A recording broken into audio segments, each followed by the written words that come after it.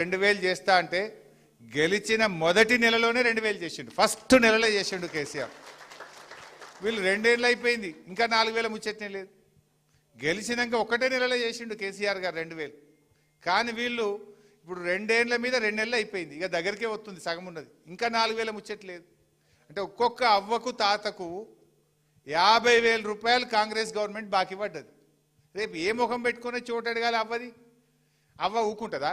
బిడ్డ నువ్వు వచ్చి 25 నెలలు అయిందిరా నాయన, 25 × 2000 అంటే 50,000 బాకీ పడ్డు, గది ఇచ్చినాక ఓటు అడుగురా అంటది అవ్వ. అడుగుతురు అంతా. మొన్న కాంగ్రెస్ మంత్రులను మనం చూస్తలేమా? పొన్నం ప్రభాకర్ గారిని హైదరాబాద్లో నిలదీసిండ్రు.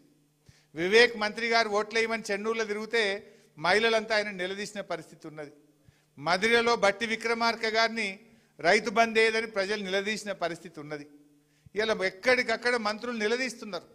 మన జిల్లాలో జోగిపేట్ల మొన్న ఇక బతుకమ్మ చీరలు ఎగబెట్టిరు. ఎలక్షన్ వచ్చిందని ఇప్పుడు చీరలు పెట్టిరు. ఇక మనిషికి ఒక చీర, ఇప్పుడు ఎల్లుండి ఓట్లున్నాయని ఇక చీరలు ఇచ్చుడు పెట్టిరు. మొన్న ఆమె ఎవరు అడుగుతున్న జోగిపేటలో, నీ చీర ఏమొద్దు, నా మహాలక్ష్మి పైసలు ఇవి అంటుంది. ఇక 2500 ఎప్పుడుతో చెప్పు అంటుంది. అంటే ప్రజలు మనకంటే తెలివైన వాళ్ళు. ఎంతకాలం మోసం చేస్తావు? 6 నెలలు చెప్తావు, ఏడాది చెప్తావు, 2 ఏళ్ళు చెప్తావు, ఇంకా ఎంతకాలం మోసం చేస్తావు? ఇంకెంతకాలం ప్రజల్ని మభ్యపెడతావు? ఇలా ప్రజలకు విషయాలు అర్థమైపోయినాయి. కేసీఆర్ గారు ఉన్నప్పుడు మంచిగా ఏదంటే మాట మీద నిలబడి మంచిగా చేసిండ్రు. మనం నేను సునీతమ్మ గారు నర్సాపూర్ సబ్స్టేషన్కి పోయినాం.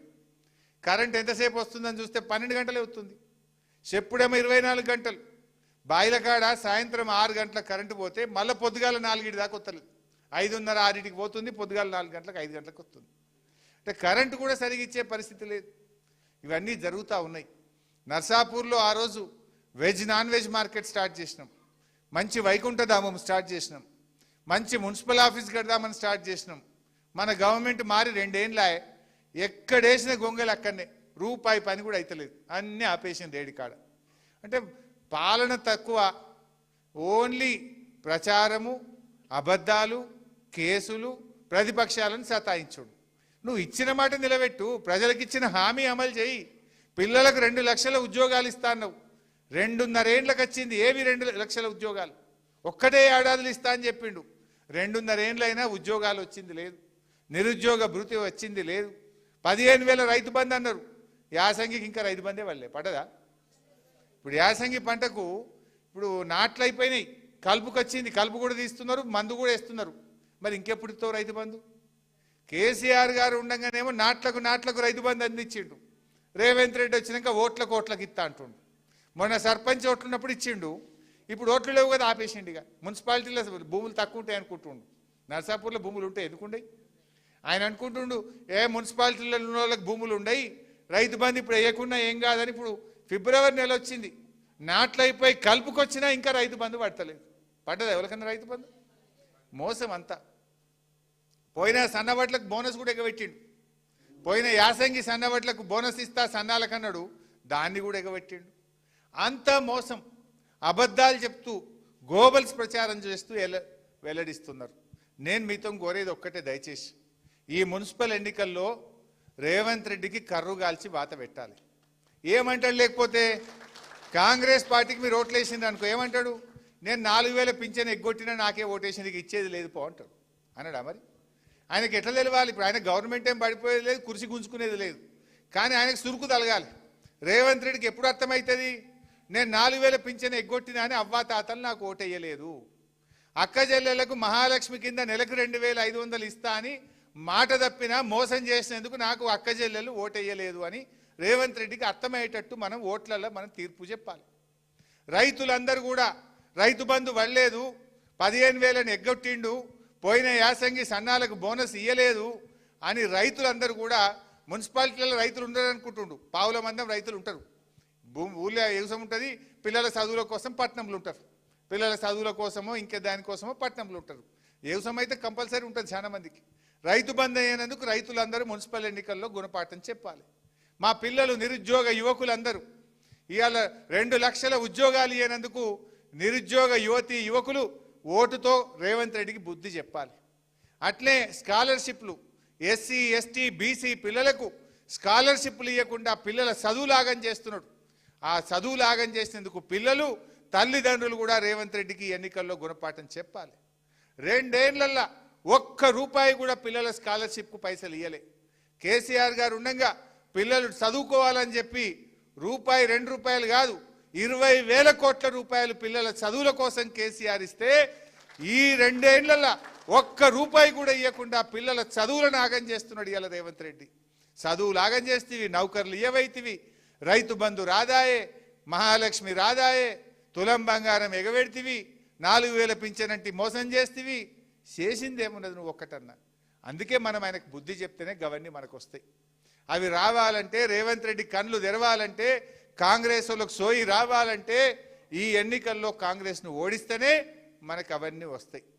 మనం మళ్ళీ కేసీఆర్ ప్రభుత్వం రావాలి, మళ్ళీ బీఆర్ఎస్ రావడం కోసం మనం బాటలు వేద్దాం. అందరూ కూడా దయచేసి ఈ ఎన్నికల్లో కాంగ్రెస్ను ఓడించండి. కాంగ్రెస్ కోటేస్తే మన ఏళ్ళతో మన కన్ను పొడుచుకున్నట్టే. ఇక తులం బంగారం ఇవ్వకపో అన్నట్టు అవుతుంది. ఇక 4,000 ఇవ్వకున్నా నీకే వేసిన నాకు చాలు 2,000 అన్నట్టు అవుతుంది అన్నాడా? మరి నేను ఇవ్వకున్నా ఎగబెట్టినా వేసిండు నాకు. ఇక హరీష్ రావు ఏం మాట్లాడతావే అప్పుడే కూర్చో అంటాడు నన్ను. నేను ఎవరి కోసం కొట్లాడుతున్నా? మీకోసం కొట్లాడుతున్నా. మీకు 4,000 ఎందుకు ఇస్తలేవు అని కొట్లాడుతున్నాం రోజు. సునీతమ్మ అసెంబ్లీలో అడిగింది మొన్న, 4,000 ఎప్పటి నుంచి ఇస్తావు, మహాలక్ష్మి ఎప్పుడు ఇస్తావని సునీతమ్మ గారు అసెంబ్లీలో రేవంత్ రెడ్డిని గట్టిగా నిలదీసింది మొన్న అసెంబ్లీలో. ఇంకా గట్టి కొట్లాడద్దా సునీతమ్మ? గట్టి కొట్లాడాలంటే సునీతమ్మకు శక్తిని ఇవ్వాలి, మీరు మాకు బలాన్ని ఇవ్వాలి. మీరిచ్చే బలం, మీరిచ్చే ఓట్లు మాకు టానిక్ లెక్క పనిచేస్తాయి. మేము ఇంకా గట్టిగా రేవంత్ రెడ్డిని కొట్లాడతాం, మీ హక్కులు సాధిస్తాం.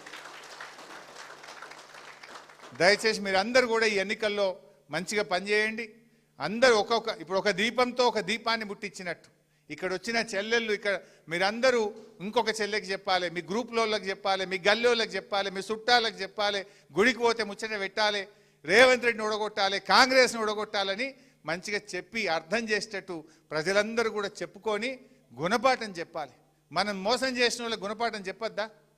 తప్పు చేసిన వాడిని, మోసం చేసిన వాడికి ఏం చేయాలి? మనం మోసం చేసిన వాళ్ళకు బుద్ధి చెప్పాలి. ఎప్పుడైనా మనకు మోసం చేసిండ్రు. 6 గ్యారంటీలను మేము 100 రోజుల్లో అమలు చేస్తామన్నారు. 100 కాదు 800 రోజులైంది, 800 రోజులైంది. కానీ 6 గ్యారంటీలు అమలు కాలే. ప్రజలను మోసం చేసిండ్రు. అందువల్ల బాగా ఆలోచన చేయండి. ఇక బీజేపీ అంటారా, వాళ్ళు మనకు చేసిందేమి లేదు, చేసేది అంతకంటే లేదు. గోధుమలకు ఉత్తర భారతదేశంలో వండే గోధుమలకు ధరలు పెంచిర్రు, మన దగ్గర వండే వడ్లకు మాత్రం పెంచుతలేరు. వడ్ల కంటే గోధుమలకు 300 రూపాయలు ఎక్కువ ఇస్తారు. మన దగ్గర గోధుమలు వండుతాయా? మరి బీజేపీ వాళ్ళు అంటేనే వాళ్ళు ఉత్తర భారతదేశం, వాళ్ళ దిక్కే చూసుకుంటారు తప్ప మన దిక్కు చూడరు. గోధుమల గురించి ఆలోచించారు తప్ప వడ్ల గురించి బీజేపీ వాళ్ళు ఆలోచన చేయలే. ఢిల్లీకి వెళ్ళి నిధులు రావు, అన్నీ ఉత్తమాటలే ఉంటాయి. అందువల్ల మీరు ఇవాళ కాంగ్రెస్ బీజేపీ 2 ఒకటైనాయి తెలంగాణలో.